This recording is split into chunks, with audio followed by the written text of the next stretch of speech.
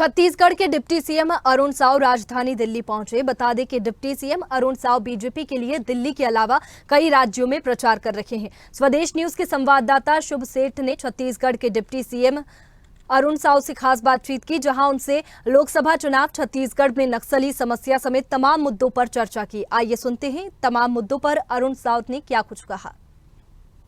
छत्तीसगढ़ के deputy CM Arun Sao हमारे साथ बात करने के लिए मौजूद है। सर, लगातार प्रधानमंत्री मोदी 400 पार के नारे लगाते आ रहे हैं। हर रैली, हर रोड शो में 400 पार के नारे लगाते। आप भी हर स्टेट में जा रहे हैं, रोड शो में जा रहे हैं, क्या लगता है क्या फर्क है? ये 400 पार आ पाएंगे? 400 पार ये तो जनता बोल रही है, ये जनता का नारा हो गया है। और क्यों हुआ है जनता का नारा? पिछले 10 सालों में नरेंद्र मोदी जी ने जो देश की दशा और दिशा बदली है। याद करिए 2014 नरेंद्र मोदी जी के प्रधानमंत्री बनने से पहले देश के क्या हालात थे। देश में आए दिन घोटाले और भ्रष्टाचार उजागर हो रहे थे। आतंकवाद, अलगाववाद, नक्सलवाद, इसका चारों तरफ बोलबाला था पूरे देश भर में। देश में पॉलिसी पैरालिसिस की स्थिति थी। देश की अर्थव्यवस्था चौपट थी। देश का विकास अवरुद्ध था। और दुनिया में भारत की साख को इन्होंने खराब कर दिया था, समाप्त कर दिया था। पिछले 10 सालों में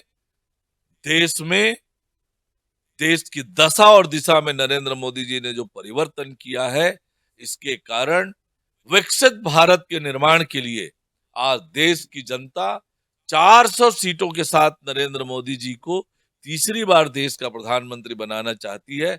इसलिए देश की जनता कह रही है अब की बार 400 पार। सर, अगर बात करें छत्तीसगढ़ में नक्सलियों को मुख्य धारा में लाने का प्रयास कर रहे हैं, तो इससे कितना फर्क पड़ेगा?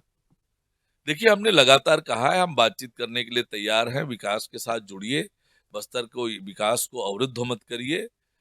और पर बस्तर के लोगों के जीवन में खुशहाली और परिवर्तन लाने के लिए बस्तर के गरीब के बच्चे अच्छी शिक्षा पाएं, अच्छे स्वास्थ्य पाएं, वहां बिजली, पानी, सड़क की व्यवस्था हो, वहां विकास की किरण पहुंचे, इसके लिए बस्तर में शांति आवश्यक है। और शांति के लिए नक्सल मुक्त होना आवश्यक है। और हमारी सरकार प्रतिबद्ध है बस्तर में शांति बहाली के लिए, नक्सल मुक्त करने के लिए, बस्तर की खुशहाली और विकास के लिए हमारी सरकार प्रतिबद्ध है। पूरी ताकत से काम कर रहे हैं। पिछले 4 महीनों में हमने बस्तर की जनता का विश्वास जीता है। आपको बताऊं कि मतदान में ऐसे अनेक मतदान केंद्रों में मतदान हुआ है जहां कभी मतदान होता नहीं था, क्योंकि जनता का भरोसा जागा है बस्तर के लोगों का। मतदान केंद्र तक सुरक्षा के भाव से आए और मतदान किए। ये सरकार की सफलता है, हमारे सुरक्षा बलों की सफलता है कि बस्तर में शांति बहाली हो रही है, बस्तर विकास की ओर आगे बढ़ रहा है। सर, अगर बात करें तो पिछले चुनाव में आप 11 में से 9 सीट लेकर आए हैं, तो इस बार कितनी सीट लाने की उम्मीद है? पिछले बार सही है कि 11 में से 9 सीटें हमने जीती थी। उस कंडीशन में जीती थी जब विधानसभा का चुनाव हुआ था। 90 में से 68 सीटें जीतकर कांग्रेस पार्टी की सरकार बनी थी भारी बहुमत से।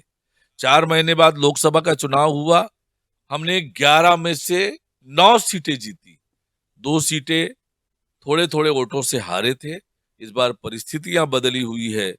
ऐसे बदली हुई परिस्थितियों में 11 की 11 सीटें भारतीय जनता पार्टी जीतने वाली है। बहुत बहुत शुक्रिया हमारे साथ बात करने के लिए। हमारे साथ बात करने के लिए छत्तीसगढ़ के उप मुख्यमंत्री अरुण साव। स्वदेश न्यूज के लिए दिल्ली से शुभ से।